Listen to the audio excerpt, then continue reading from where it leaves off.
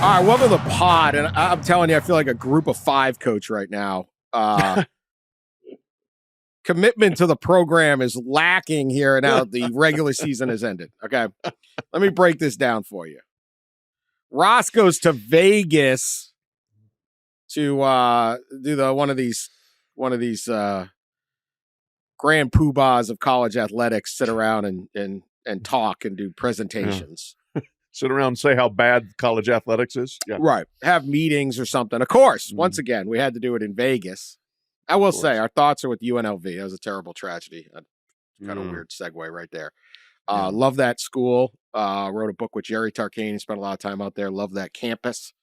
They're a lot for AAU ball, summer leagues, all that. And so our thoughts are with UNLV. Another sad situation. But I don't think Ross got over there.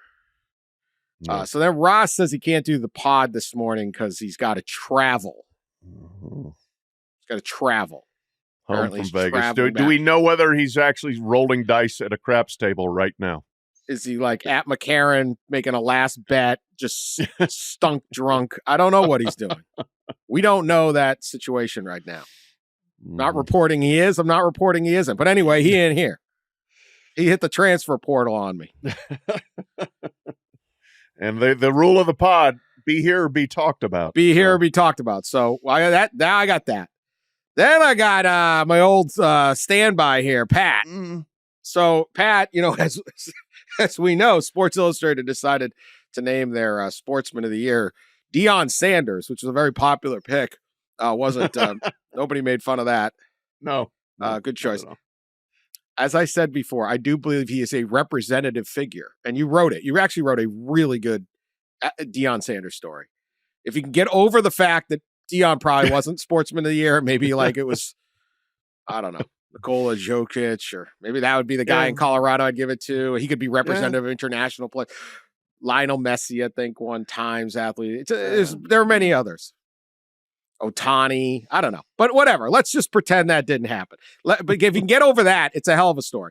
Anyway, as SI would do, because you guys are just the champagne and strawberries organization, you had to throw a big party, right? A big party for Deion in Boulder. And so now you're here, but I have your blood alcohol level. I don't know what it is, but it ain't 0.0 based on what I'm hearing so far. You don't know what it is. You don't need to know what it is. Nobody needs to know. But it was a good party. It was a really good party. And you know what? Coach, Boulder can go on a Wednesday night. Okay. To my immense delight. We had a great time. Coach Prime was there. We watched 2 episodes of the Amazon Prime Coach Prime series, which were, I will say this, it was objectively fascinating and unbelievable. The stuff that they had, specifically him with his feet and his surgeries. Wow.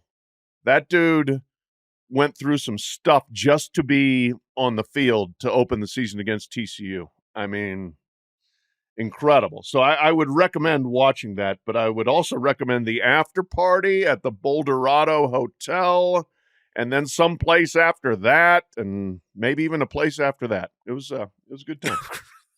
Now, Coach Prime does not drink. No, he does not. He had a bottle of water. Okay, yeah. Coach Prime, I'm guessing, does not partake in these certain grown substances that are legal in Colorado.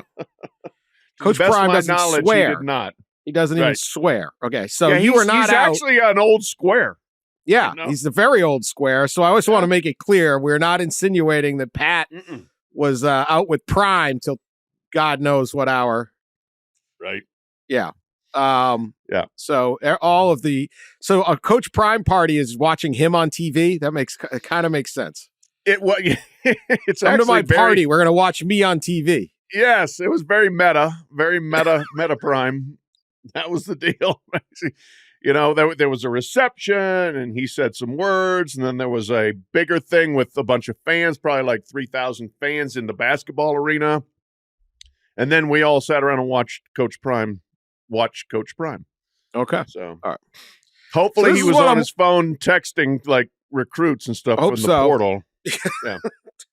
Like, dude, you want to be, I said, I wrote a column. You don't want to be sportsman of the year. You want to be recruiter of the month. Correct. Old Prime better be working that thing hard right now. Ain't hard to find. It's hanging out with Pat. So this is what I'm working with.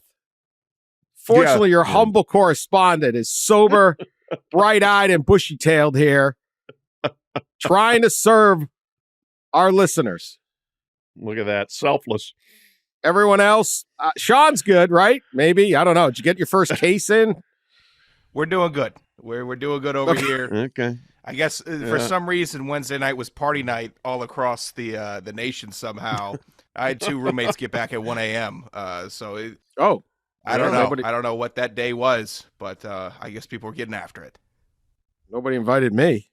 Invited me. See, that's you're the faithful, bright-eyed, bushy-tailed correspondent by default, not because of a lack of interest, perhaps.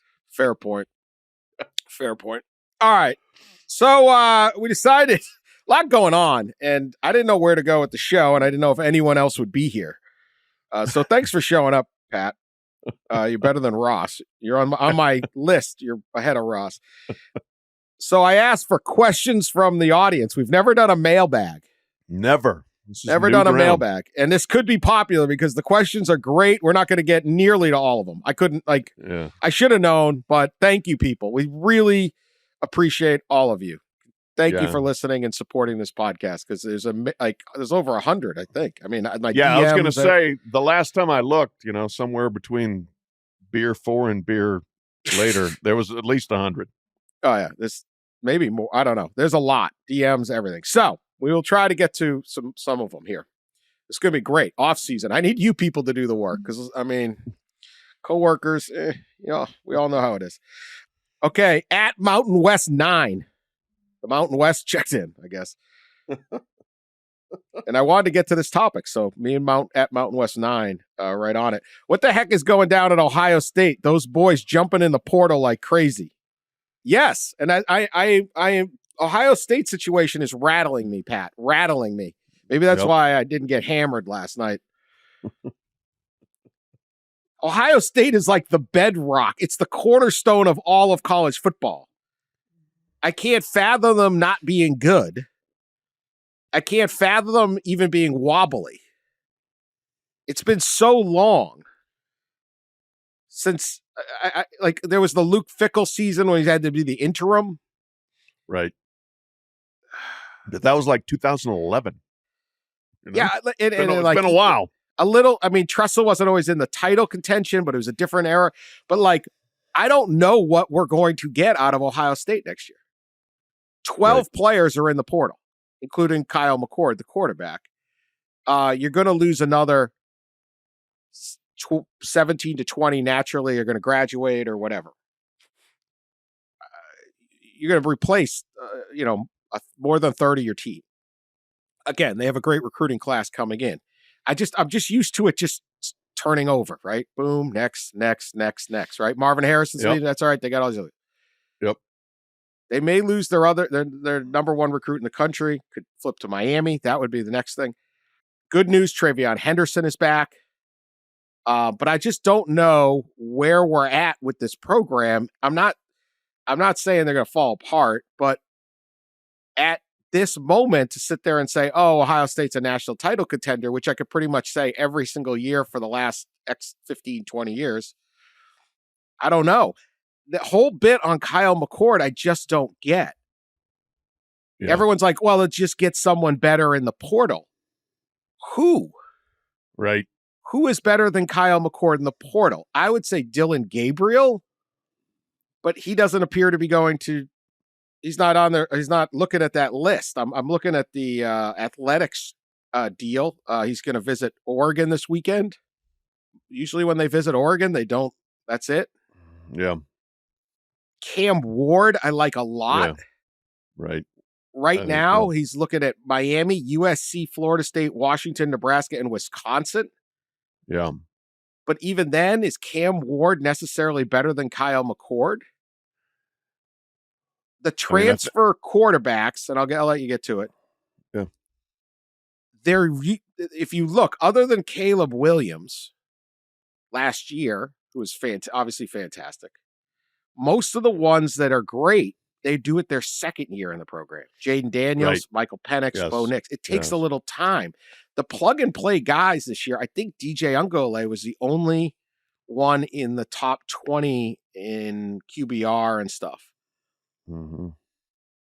Are we sure we're getting a better quarterback? Are you going to go Air Norland, their incoming freshman? Like, what is up with the Buckeyes? I'm nervous, Pat. Ryan Day's now making me nervous. I can only imagine what's happening with the Bucknuts. Yeah. Well, I would imagine the Bucknuts are all sitting there saying, "Well, just get other people because we have lost a game to Michigan 3 years in a row, and that's intolerable. So the next people have to do better." But it ain't that easy, and that's the thing. You look at Kyle McCord's numbers. I mean, we all watched him. We know he's not great, but he ain't bad either. I mean, you can win with him. They won 11 games. They damn near won 12. They almost beat Michigan in that last game. And so give him a second year, and you think he's going to be better. And so without him, yes, where do they go? And the immediate speculation was that Cam Ward was going to be their guy, and now it looks like he might not be their guy.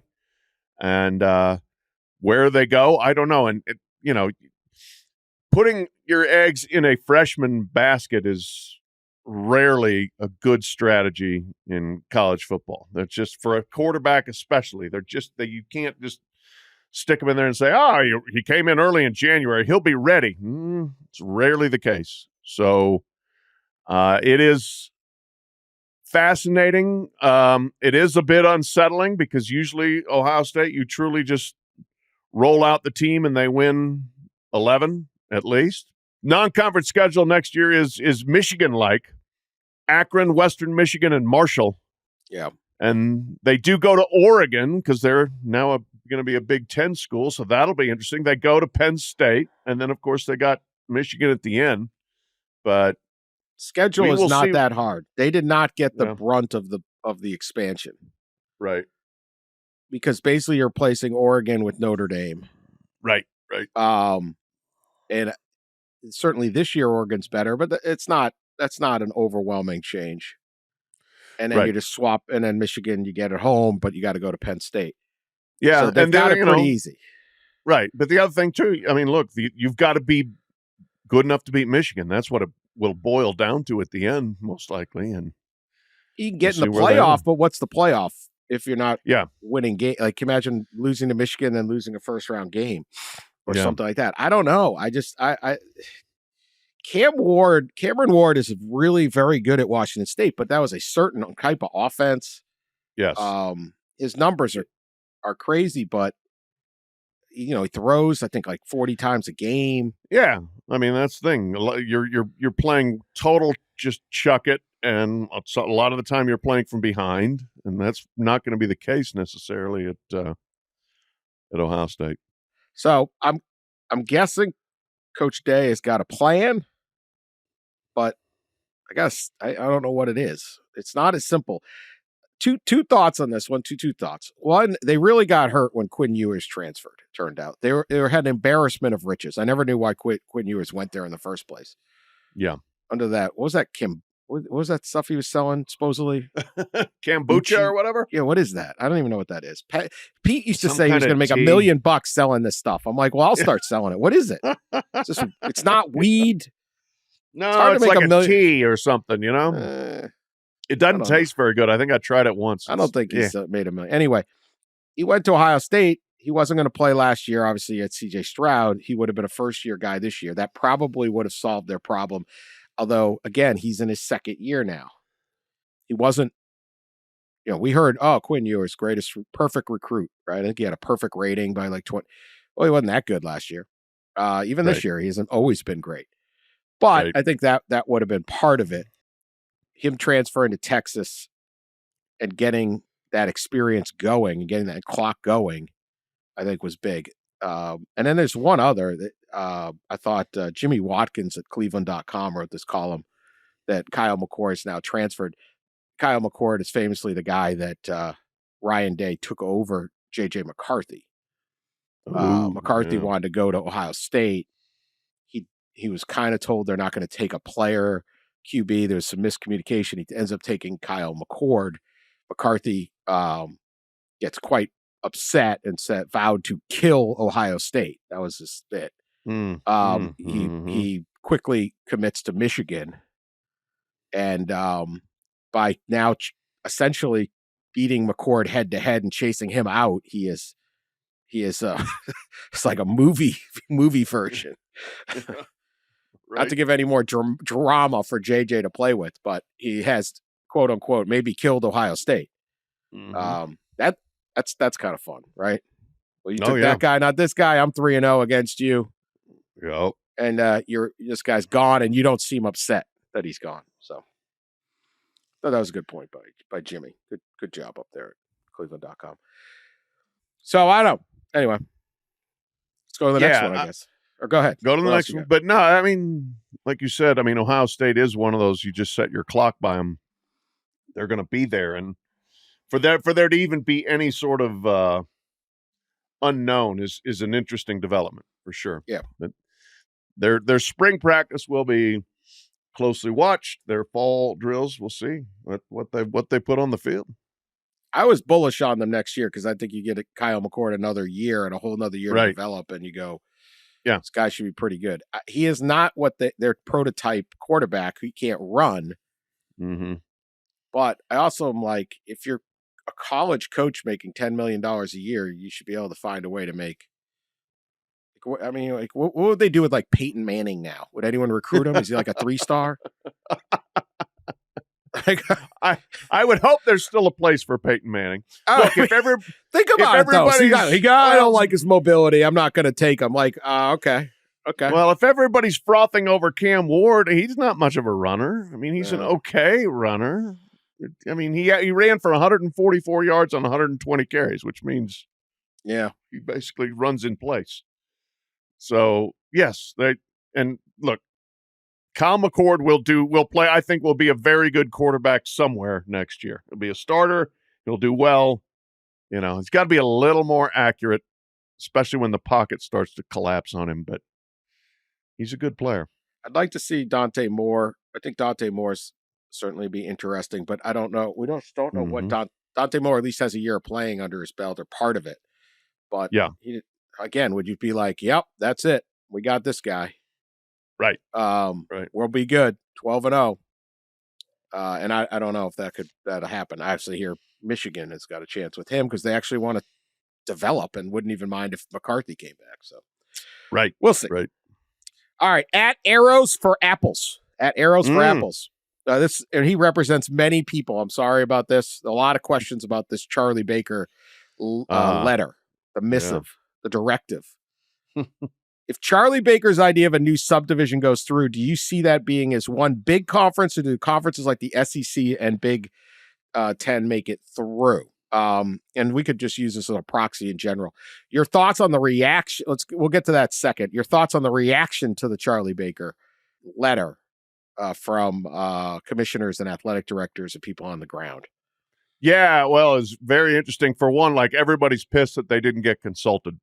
And I can understand some of that, you know, like Charlie just kind of went a little bit Lone Ranger on Governor. This. Yeah. Governor Baker. Didn't include the legislature.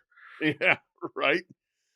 But I think he wants to put his stamp on things. And I'm not sure he was all that interested in, he's talked to 1 million people over the course of 8 months or 9 months or 10 months or whatever. But he's like, okay, I've gathered feedback and then I'm going to go do my thing. And a lot of people didn't like that. They felt like that should have been run by them, or they should have at least known what was coming. I mean, I don't know, but I've heard that from a bunch of commissioners, athletic directors, like, why weren't any of us consulted? There's a lot of, there's a ton of unfinished business in the letter. Like, how would this work? What, the details are still way out there. And so people then, gravitate to that. Like, okay, what would this look like? And the answers really aren't there yet. And presumably they'll come. But the reaction has been, okay, you know what? we got to do something. So good, but I'm not sure everybody's on board with this as the something, and I think a lot more people would have liked to have been consulted, which is usually the case with about everything you come up with. Like, people want to know before they know. Yeah, I found the reaction almost like it wasn't taken with great seriousness. Right. It's almost like there's so much work to be done, and there's enough of a I don't know, enough of a bit where they weren't consulted, they weren't respected, that they're just sort of like, I don't know what that thing is. Like, I'm not digging into the weeds on this. Right. And then there's stuff like, wait, 30,000, like how much we got to pay all these kids? Like, does that make any sense? Yeah. What do we do? I think it's back to the drawing board on this. I don't see anything imminent on it, but we'll see. He said he was trying to kickstart a conversation. He got that going. As for will the conferences make it? Charlie was saying, I guess, like 100 schools could do this. Right. I'm not really sure how this trims anything down. There's 133, but like some of those are barely. I mean, my alma mater plays FBS football, UMass. Like, it's not really. Right. Here's what I would say, and we've said this before. They can't really just do an NFL light with 35, 40 teams where they just play each other, because you can't get the fans. What happens when you're the 40th place team? You have to get victories. College football is more than just football. It's about bringing people onto the campus. It's having a marching band. It's all the stuff that they, it's alumni. It's promotion. You want to win because people feel good about it. You look good. You have to rack up wins. And if you don't, the season becomes a disaster. So you have to be able to play teams you want. You take like let's say a Michigan State that would presumably be in that top 40, and Auburn, right? Mm-hmm. They have to get to 6, or they got to play New Mexico State because it's a nice fun day, right? And have it. Oh, whoops. But you can't go 1-11. You go 1-11, you have no fans. It's a negativity. It's, my God, we suck. We're the Arizona Cardinals, screw people with bags over their heads and stuff like that. Mm-hmm. So you have to find a way to schedule victories. You can't just sit there and play major on major, because someone's going to go 1-11. And unlike the NFL, when you're 1-11, you don't then get the number one recruit in the country. Right. You don't get to say, well, okay, but we're going to get Trevor Lawrence, we're going to get CJ Stroud, and so you, as a fan, you fight through that. Attendance sucks. Everyone makes fun of your team. It's all negative, but there's hope at the end. And then also you get somebody good, and hey, we're back. We're 8-3, right? Like Jacksonville, Detroit. These teams have come back. Mm-hmm. In college football, the best teams get the number one pick. So the Patriots would just have kept loading up, right? Everyone would want to go play with Patrick Mahomes. There'd be no hope. So unless you install a draft in the high school talent, which is an absurd thing. Yeah. Talk about needing congressional. All right. It's like, I still, like, you got the union to agree to it. I still not even sure how pro sport drafts are legal, but they are, whatever. Right. I don't want to know. I'm thankful for them. You can't do this. So I do not believe that any proposal will just automatically be like, well, there's only 45 teams. The rest of you guys turn your stadium into a chem lab or something like that. No, I mean, how that works, where the cutoff is, yes, you do have to play those games. Michigan State needs to play Central Michigan, hopefully without Connor Stallions in disguise on the opposite sideline. But you want to win, you want to get yourself to 6. You want the fans to say, hey, we're pretty good, and keep coming back. They want to come back to campus, the alums and everything once, but they don't necessarily want to keep coming back if you're terrible. And so having a schedule that goes beyond playing the top 70 or whatever is kind of vital to the whole deal. You want the home games, you want the home revenue, you want to win the games, all those things. You want to be able to bowl eligible. Lord knows we have to prop up the bowl industry, right, Dan? Oh, yeah. Yeah. So there's a lot of issues detail-wise that have to be resolved with this. Yeah, you can't completely kick the MAC to the curb. You can't kick the Sun Belt to the curb. You can't kick Conference USA to the curb because you got to play them still. So how does that work other than paying them to show up? And there is a financial incentive we already see for their existence. And there will be a increased financial. There is a reason to prop them up and include them. So anytime anyone's talking about, hey, we're going to have a 35-40 team, that's it. That's just not how it works. No. That person doesn't know what they're talking about. It would be an abject failure. Right. But how do you get to 100? I don't know. I don't know. I've talked to a lot of people about that. Just like who's the 100? And a couple of people have, speculated that there will be a shakeout within the shakeout. Like there will be some schools and possibly, like Boston College may say, you know what? Are we really into this or not? Do we want to, scale it back and just try to, play maybe a slightly lesser brand of football? I don't think so, because once you're in the club, you always want to stay in the club. It's hard. And once you get the revenue in the club, you become addicted to the revenue. But I always look at it like put your money where you have a chance. Like put your money in your hockey and basketball programs. Yeah. Especially when you're dealing with NIL and investment is so big. Right. You're surrounded, but Boston College has been good at basketball, but you're watching UConn win national championships. Well, you could do it. Lots of teams in the Northeast are good at basketball. Hockey, they've won many. Yeah. I know hockey's not as popular as basketball, and basketball's not as popular as football, but who cares? It's that same community thing. Yep. Pretty popular in Boston. But trying to do that. So what I would say is, yes, you could have separate levels, but and you're already seeing it. Like group of 5 teams, if you got a star player, he's out, he's gone. Yeah. But a lot of that is the kids want to go play at the biggest level. They got misidentified out of high school. Right. I like the idea that some kid can be like, well, I'm going to, they put me in the SEC didn't want me. I'm in the Sun Belt. I'm Sun Belt's defensive player of the year as a sophomore. And now the SEC wants me. Good. You've earned that. Yeah. So there'll be divisions as there already are. Mm-hmm. But the idea that you would just break off and just have 12 games a year against the same 35 teams, that's the stuff I'm talking about. Right. That ain't happening. Farwell 3D. Do you think there's a legit chance if FSU ends up as the only undefeated Power 5 team, we might get the return of the split national championship?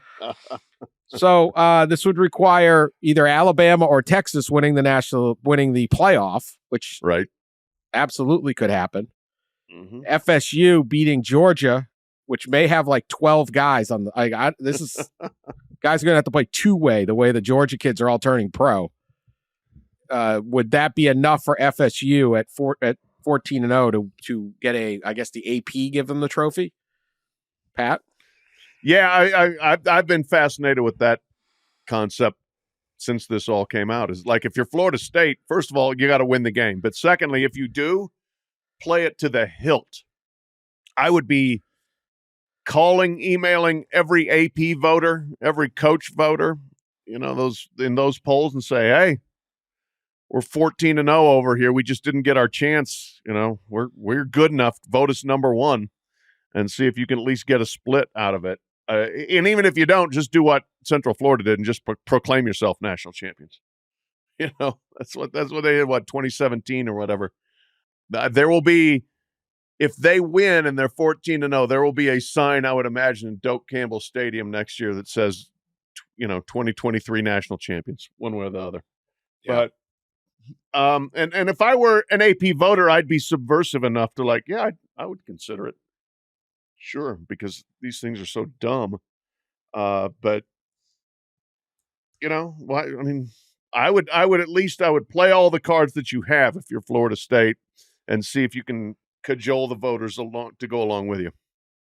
Our buddy Ward Henniker down in Alabama. The lawyer, in case you're in trouble in Alabama, and based on most of our listeners, it's a possibility. Call Ward. Yeah. He came by and drank with us one time at the tailgate in Tuscaloosa. If you took the rosters of all the CFP playoff teams and had them face 747 the Bear, who would survive? Unfortunately, 747 did not win this year because it was cheated, much like Florida State, cheated by the Fat Bear Week playoff committee. If Ron DeSantis commits $1 million to suing the Katmai National Park in Alaska for the bad photo they did of 747 and cheating the rightful national champion in Fat Bear Week, I would vote for Ron DeSantis. I'll be a single issue voter on this. But so I appreciate Ward acknowledging that's really the biggest bear out there is 747. Sure. See, which you know I guess he's saying which team could fight 747 and beat him. First of all, you've had a lot of weak takes this year, but the weakest is this bad photo from the Fat Bear Week. Come on, man. Come on. You don't have a birthright to claiming the fat bear every year. Bitter. So, but I would say, like, you need offensive line maulers if you're gonna handle 747. So they see like 85 scholarship players attack hand-to-hand combat with 747 the Bear. Yeah. Would the Bear kill all 85 or would they get the Bear? No, see, I 85 would definitely kill the Bear. So I think you may need to make it 11 on one. How? Make punching it? Like everyone punching the Bear? I guess, or kicking or whatever, jumping on his back. I don't know what you do. And I kind of still like the Bear 1 on 11. But Michigan's got a great offensive line. So although even with the Zach Zinter injury, they might not be up for that. So yeah. You might need like Alabama's D line. Committee be like, well, since we're going to the Bear without Zinter, it's not the same team. It's not the same team. Put another SEC team in there. Yeah, somehow that hasn't stopped Michigan. Yeah, I would certainly take Michigan only because this is the kind of thing that would get Harbaugh. Harbaugh would be game planning this. Oh yeah, he'd be. How does 85 college football players kill a massive grizzly bear in Alaska? He would figure that out. He'll be better at that than game planning for Alabama. Yeah. This would really get him excited. Where's the game? Where's the game? We doing it out? Is it a road game? You got to go to Alaska. That's advantage for 747. The cold, the terrain. And I think you do have to go to Alaska because try to get 747 on a plane. It's not happening. But if it's this weak sauce neutral site, he's not as good down in the heat as Pasadena. Yeah. So no, you got to go to him. It's a home game, Katmai Peninsula or whatever the hell it is. And, Connor Stallion's like hanging off a Denali with a scope camera. Right. I noticed his left leg's a little weaker than the right. Michigan is the only answer here. It's the only answer. Yes. Michigan is Michigan the only answer. They would cheat, they would scout, they would in-person sign, they would game plan. If there is a chance, it is Michigan. The other ones, I don't. No. And Kalen DeBoer be like, what are you guys, idiots? And Saban be like, what? Yeah, I can see Harbaugh like bent over, hands on his knees, watching. Oh, yeah. Oh, yeah. Mason Graham, get in there. Go low. Bad level. Yeah. 747 ain't played nobody, Paul. And that's the thing. He has. He played them all. That's the thing he has.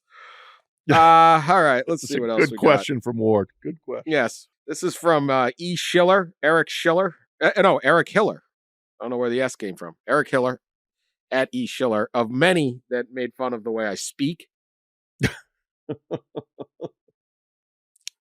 I mean, I deserve it. It's an audio medium. English is my first language, but you wouldn't know. Dan, first and last. It's my last language. Yeah. I've always wondered, why do you hate the letter R in frustrated? And I just say frustrated. That's funny. What's your answer? Why do you, Dan? There was another one here. I want to give credit to whoever else was like, did you have, like, what is this? Someone was trying to. Okay, so here's what happened. I think I've said this. I had a extremely thick Boston accent. Mm-hmm. Extremely thick Boston accent. I went to the University of Massachusetts, and I got to the University of Massachusetts, which is the state school of the Commonwealth of Massachusetts, as you might imagine. It's 90 minutes from Boston. And the kids at UMass made fun of my accent. My roommate, Maddie Trider, same situation. We were made fun of because our accents, like, people didn't understand our accents, and so they just were very thick.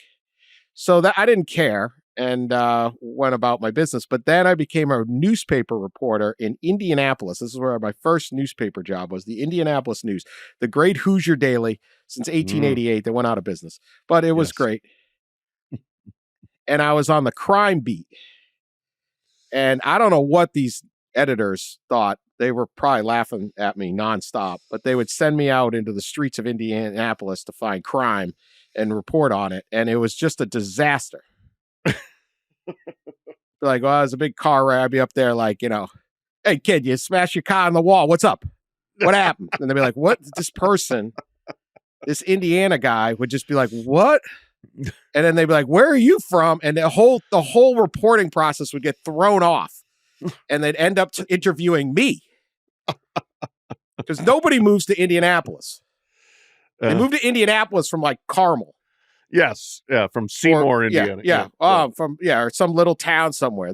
Nobody goes. No one's like, hey, I think I'm going to move from Boston to Indianapolis. Nobody. I might be the only one ever. Charlie Baker won't even move. He will not. Charlie Baker's the president of the NCAA, and he's like, oh, no, I'm staying in Boston. I'm not moving to Indianapolis. So I had to rework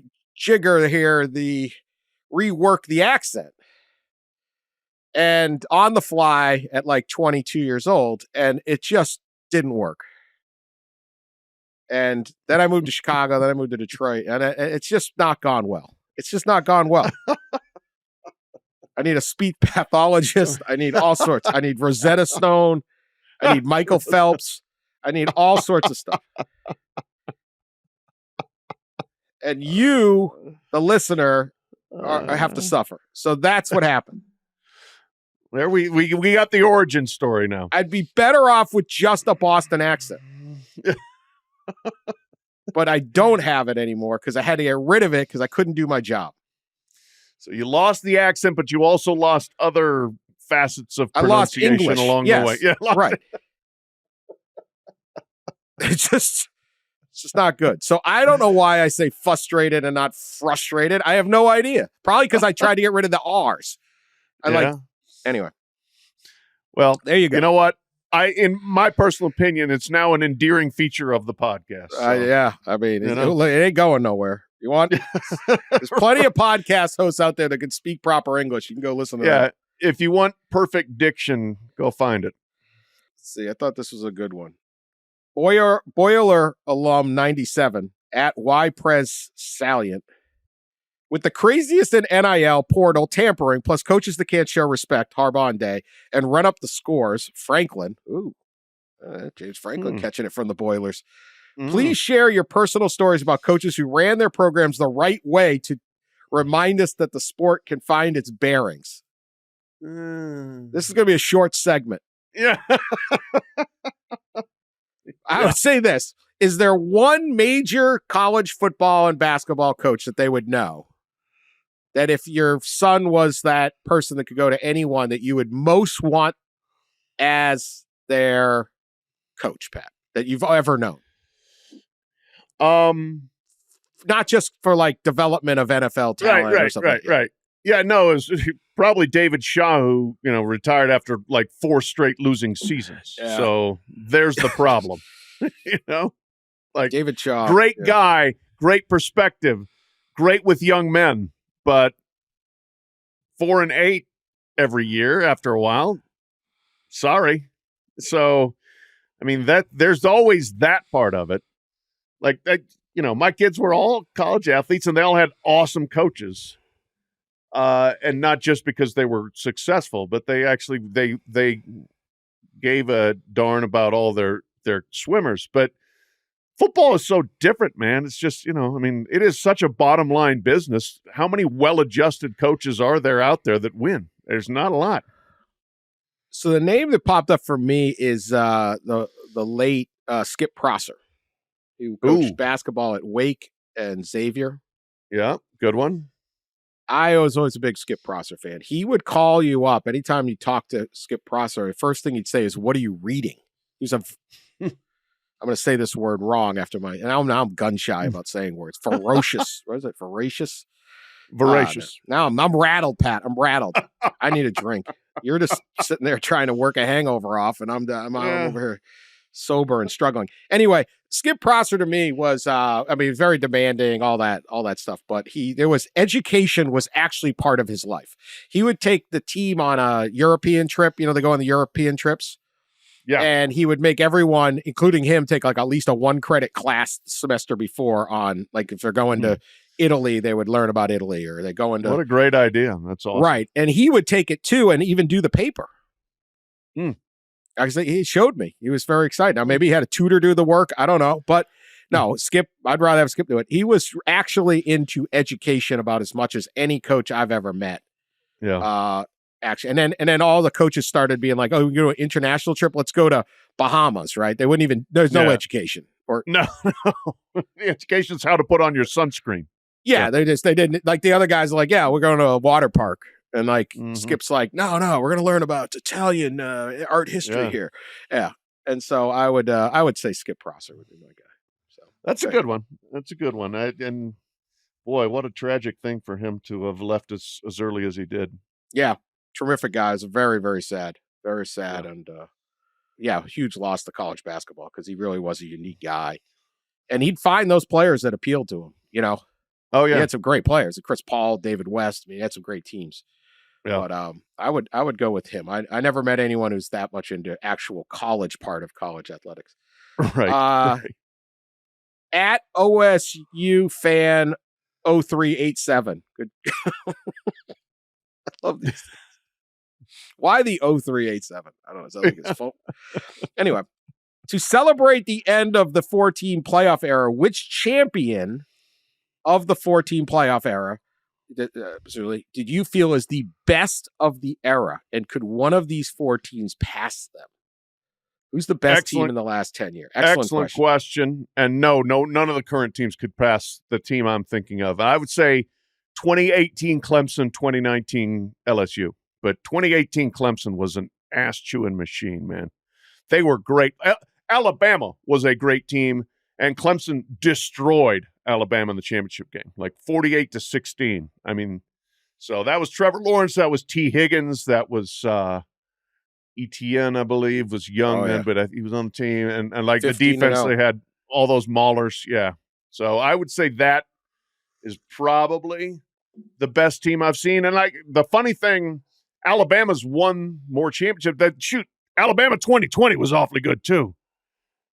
I mean, that was an incredible team. But I would go with Clemson 2018 as my choice. Alabama 2020 went 13-0, but only played. They had to play an all SEC schedule that year. Right. Which was hard to go undefeated in that schedule. Yeah. I got to go with LSU. That LSU team, 2019 LSU. They beat that Clemson team that still had most of those guys, including Trevor Lawrence and Etienne, right?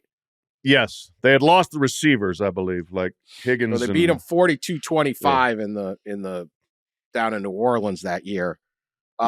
They destroyed everybody. Yeah. Right? Alabama was close. That was such a massive game. Remember that? Yeah, we were there. Auburn was close too. There were a couple. Maybe that was it. But it was an incredible football game. One of the best college football games I've ever seen. The amount of talent on that field, because that's at Alabama teams building to the next year. Yes, but they put 46 on Nick Saban that year. Obviously, they had Burrow. Yeah, I would say Jamar Chase and Justin Jefferson. Yeah, Clyde Edwards-Helaire was the guy. Like against Alabama, it's like all of a sudden, like whoa. This dude's great. Derek Stingley Jr. on one corner. Yeah. Just looking at this Ross. Yeah. Oh, Delpit. Yeah, I mean, they had so many good players. Mm-hmm. And the line, that offense, I think that offense could beat any. You kind of saw that. So that's my thing. I think you had LSU and a lot of that Clemson. Would Clemson, I think I'm going 219 LSU, and I don't think anyone's beating those guys. All right, Chris Vax, VAGTS. Do you think the FSU snub is any sort of indictment on the perception of the ACC? And could this be the first domino that eventually brings down the conference as we know it? Yeah, it's kind of an indictment of the ACC, but that's also brought on by Florida State trashing the ACC for the entirety of the summer. You know, having spent the whole time saying, we're too good for this league, we need more of the money. That did not help the perception of the league at all. And could it help bring? That's a very elusive question. I mean, everybody thought, myself included, Florida State was leaving, but you can't. Again, like the details of how you get out of a conference where you've got a grant of rights signed through 2036 are really difficult. It's not easy to. First of all, you're forfeiting hundreds of millions of dollars. Secondly, you're going to have to sue your way out. I think it's definitely a blow to the ACC, and I think it's one that they're well aware is a blow. But just saying, we want out is one thing, and then actually getting out is another.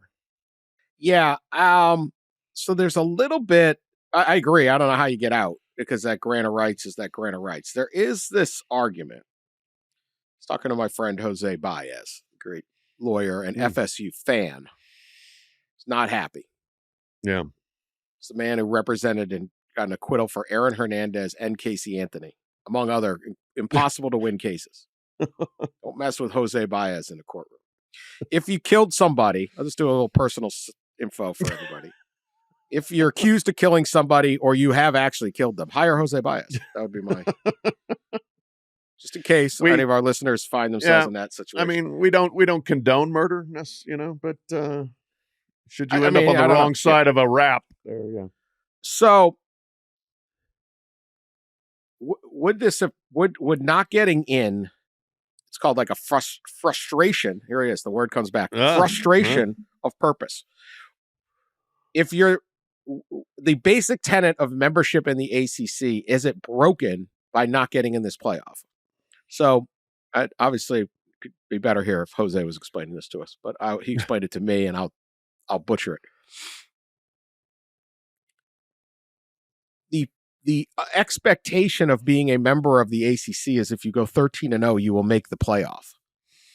And therefore, when you go 13-0 and don't make the playoff, is a basic tenet of being a member of this conference somehow violated or broken? This would be the broad strokes. I don't need Ward and all the other we got a lot of lawyers listening to this thing. And the rest of you yelling at me.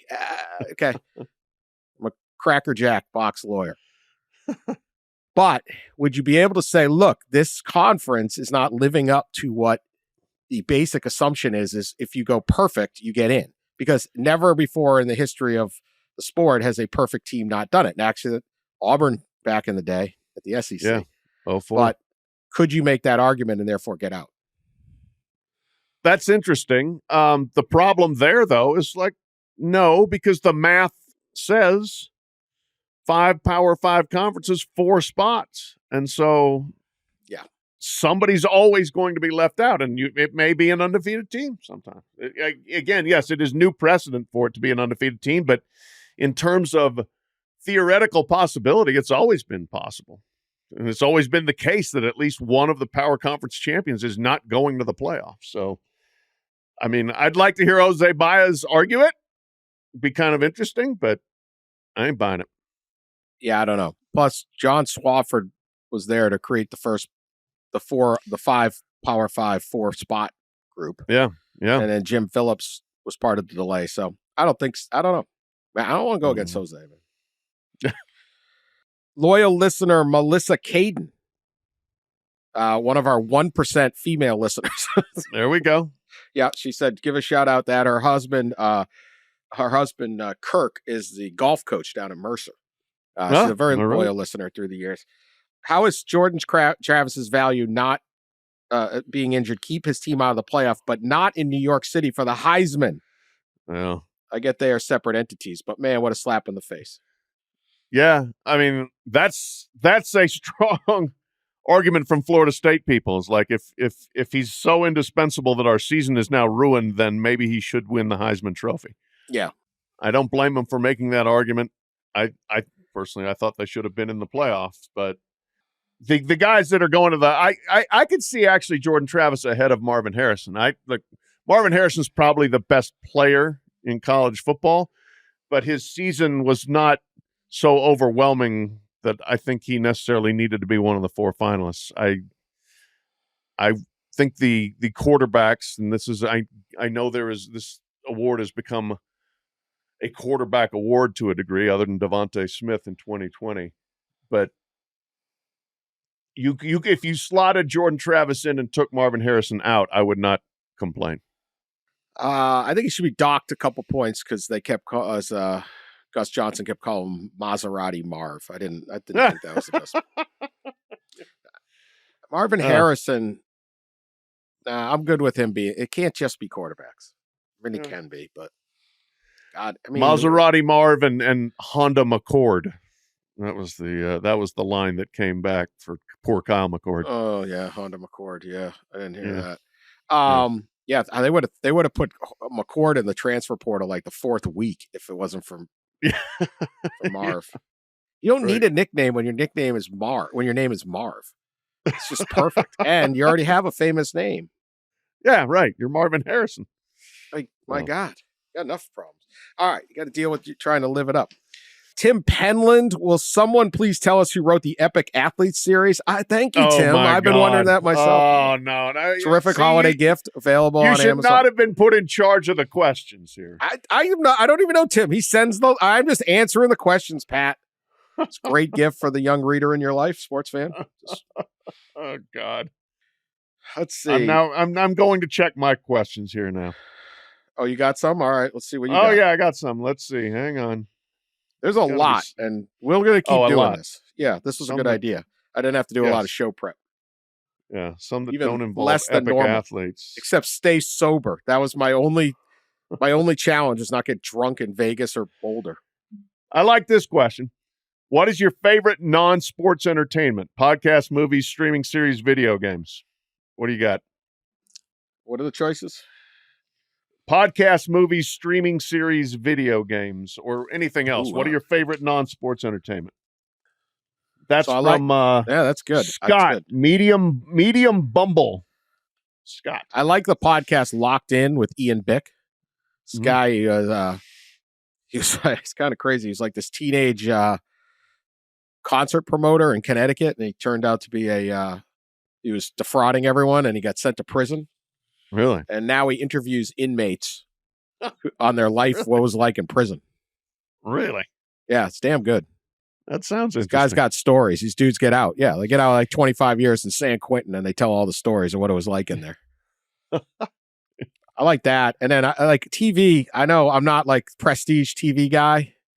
I've watched every episode of like Deadliest Catch, and I like Beat Bobby Flay. And people are like, have you watched this series? It's like the best. And I'm like, no. Did you see Captain Sig is on the crab? Give the man a bush light and give the man Deadliest Catch. Horrible. I listen to prison podcasts and watch Deadliest Catch. Things are going great, Pat. Really Renaissance man here.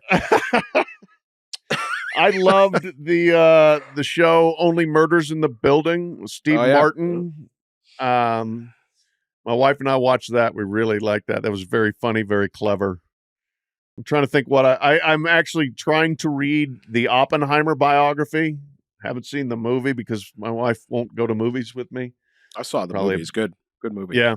Yeah. Like the biography is like 9 million pages and the print is tiny. So it's going to take me a while, but it's really interesting.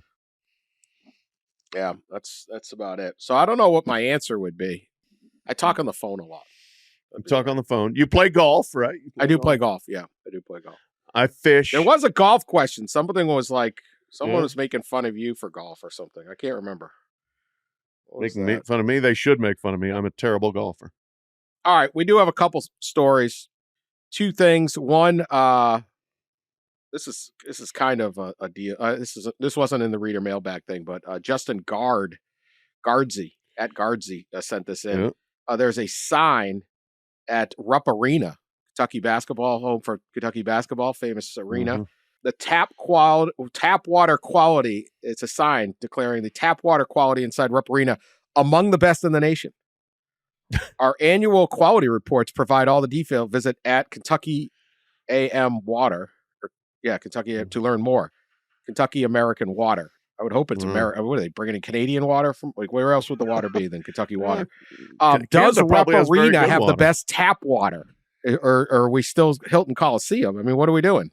Yeah, look, Louisville has very good tap water. Our tap water is excellent.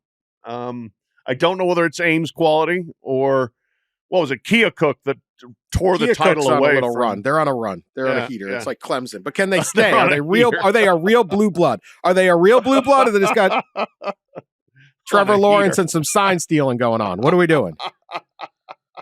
Did I say that out loud? Yeah, I don't know. Like, I first of all, in my trips to Rupp Arena, I can't say I've ever had the tap water, nor do I want to really. So, I usually have like a Diet Coke from the press room. Oh, be a little healthier, Pat. Be a little healthier. Yeah, that's what's issue. Really drawing it in. That's how all those 5 stars show up, because they get there, and then as they're touring the facility on their visit, they stop at the water fountain, have a little water, and my gosh, I'm coming here. I think Anthony Davis and John Wall just became that good on their own. No, it was the Rupp Arena water. I don't know about the rest of it.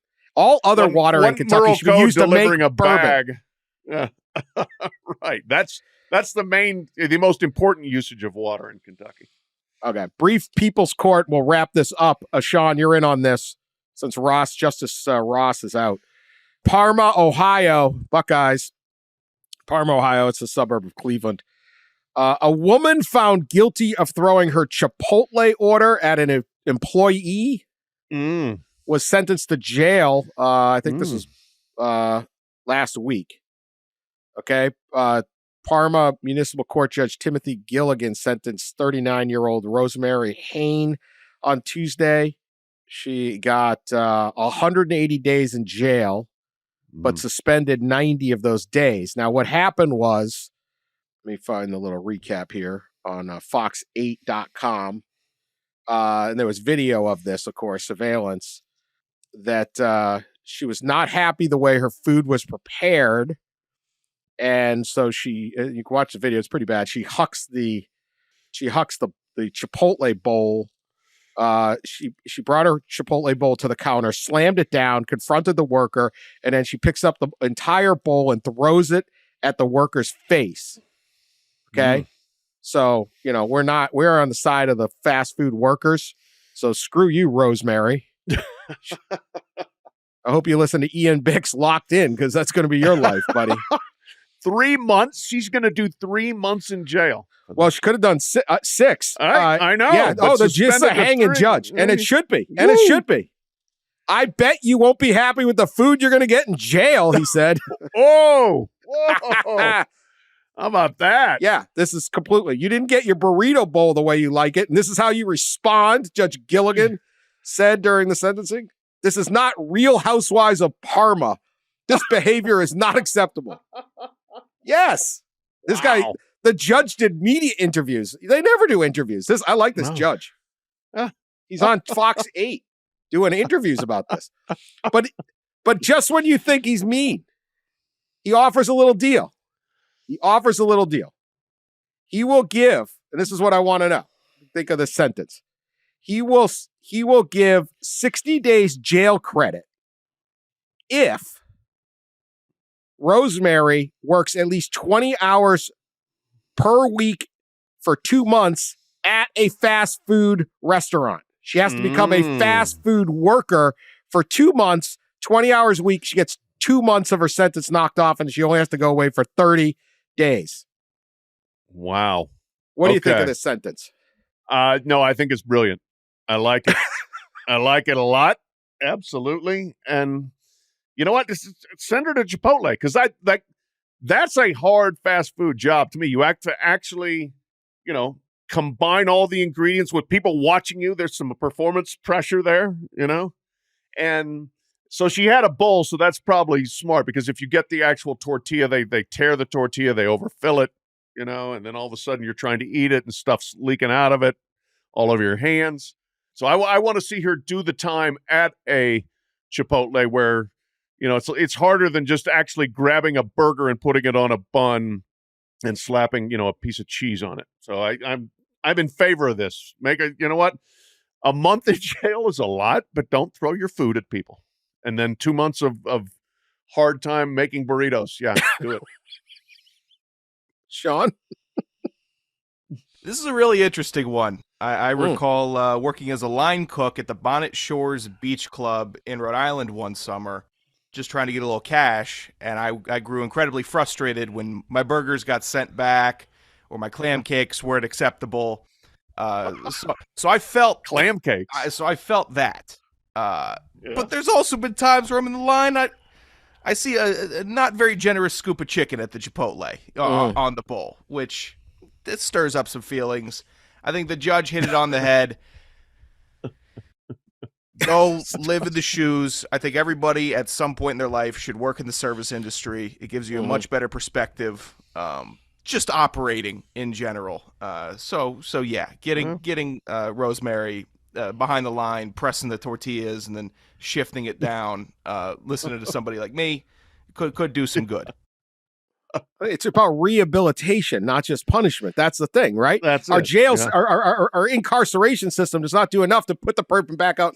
This is skill development. She can then go back out after her 30 days. She can. She'll Rosemary have a new perspective. Yeah, she might have a new career. This is the best judge we got. You're Judge Timothy Gilligan. You are potentially man of the year. I mean, it's a great. He should have the next show like Judge Judy or whatever. Give him a show. I mean, it's inspired.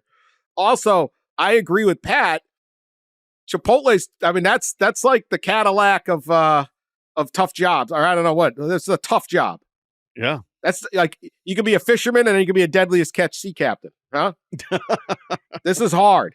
Because and the people, no, a little beans, no, not too many, no, a little, right? Right? Yeah. Oh my God, you get behind the wrong person at Chipotle. Subway is like that, but there's less stuff to screw up, and it doesn't make the mess. Right? It's just there's just pico de gallo everywhere and queso, and it's a disaster. I don't know how they do it. No, I as a Chipotle devotee, I respect and admire my line workers there. Yeah. So, hug your Chipotle worker or Qdoba or whatever. We're fine with all I'm not sure they want to be hugged. But, no, actually, don't hug them. That's right. That's it. Anyway, I love it. Hard time. They used to have those prison, right? You make make the street signs and stuff, or make the big rocks into little rocks. Now you're just making burritos. Rosemary Hain, get your act together. Go Bucks. All right, that's the show. We'll be back on Monday. We're taping on Monday. We're not overreacting to Army Navy. You want to make a pick on Army Navy? I don't. Or the Heisman? No. Yeah, I don't know. I think Jaden Daniels will win the Heisman. I have no idea who's winning Army Navy. Yeah. Sorry. I'm going Jaden Daniels and Army. That's my exacta. Okay. Yeah. So other than that, we'll be back. We're going to 2 a week. We got the Bowl Bonanza late next week. Should be more transfer portal news as these guys start making commitments that are going to be just huge going forward. Oh, yeah. So plenty of stuff to listen to. Thank you for the many, many questions. We couldn't get through them all. We tried to combine them. Whatever. I'm not that good of a host, so someone else could have done better, but they don't have this podcast. I do. At least for now. We will talk to you later.